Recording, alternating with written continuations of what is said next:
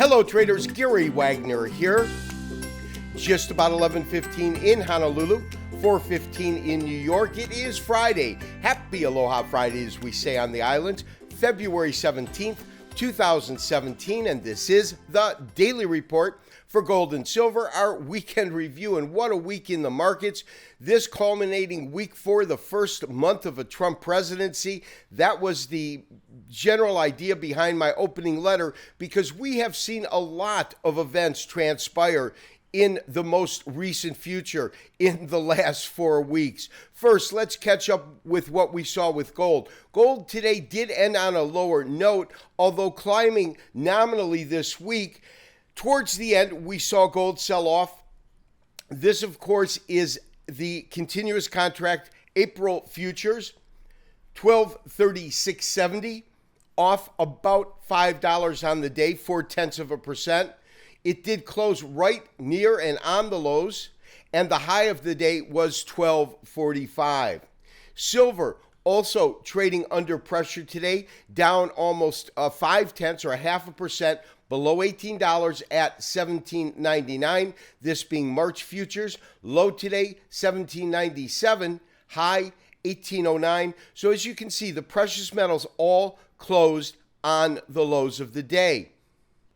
So when we take a look at the activity in gold this week, we can make a couple of very, very quick notes, and we see a couple of very strong characteristics about the week. The first thing that we have to say is that in terms of trading this week, the market did close nominally higher. You can see that on this weekly candlestick, and what we have is really a doji. A doji, of course, is a candlestick in which the open and closing price are about the same or identically the same. In this case, you've got a couple of ticks in terms of the differential, so it is coming out green. It does match last week's close. That's another characteristic that I find important, but really the most important characteristic of this week is that for the last 2 weeks, we have seen the market top out and have really strong resistance at the area of about 1242 to 1243. The reason that that is such an important number on a technical basis,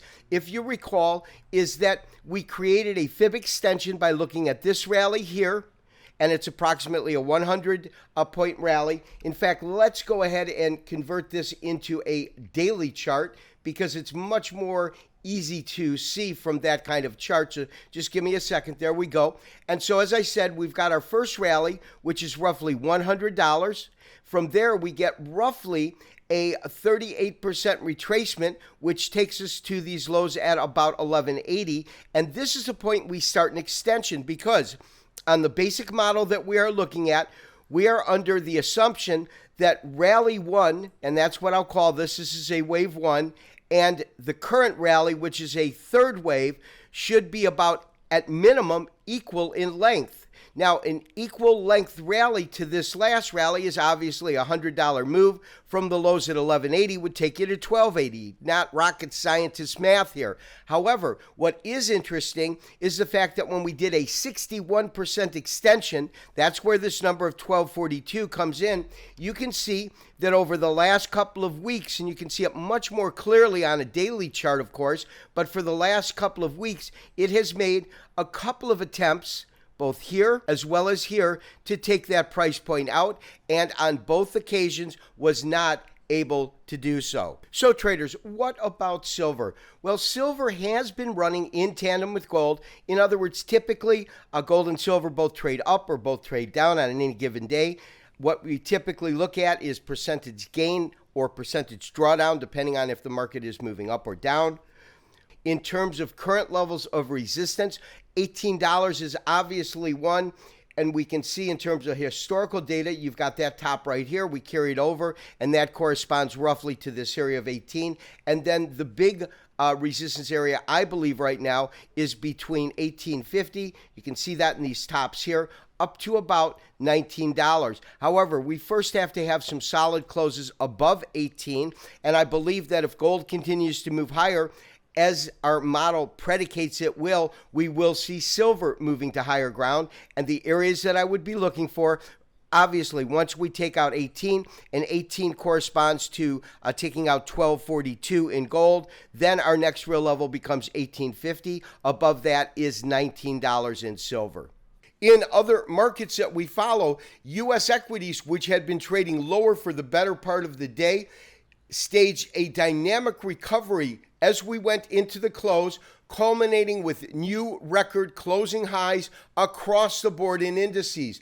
Dow Jones Industrial Average up only 4 points, closing at 20,624. But that 4 points had to close on the high of the week, and the high of the week is a new record close. NASDAQ also performing well, actually gaining about 1/3% at 5835, up 20 points, and closing really just off of the highs on the day, actually at the highs, just a couple of ticks below that.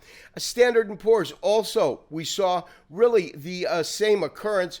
As we look at the Standard & Poor's, that is in a record territory, of course, at 2351. And traders, can you say up, up, and away? This is a weekly chart, Dow Jones Industrial Average.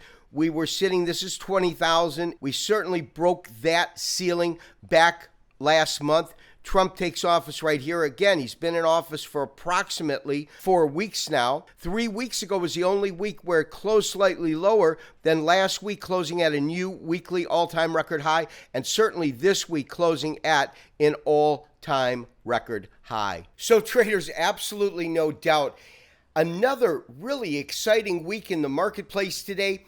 The uncertainty factor continues to ramp up, and although precious metals closed lower on the day, I believe that we are currently in a rally mode. Whether or not we are in a corrective portion of the rally mode, we are in rally mode nonetheless.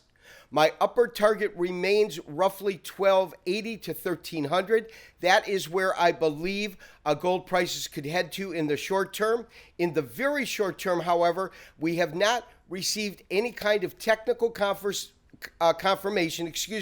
that a bottom or support is actually at hand. And until we receive that, I am hesitant to step in and to initiate another long position. However, as we talked about, I have all of our specific targets that we are looking for. We will act accordingly. And of course, I will send out a special trade alert immediately once we meet that criteria. This has been Gary Wagner wishing you, as always, good trading. Have a great weekend. We'll talk to you on Tuesday for another daily update and review. Have a great President's Day on Monday. Bye-bye.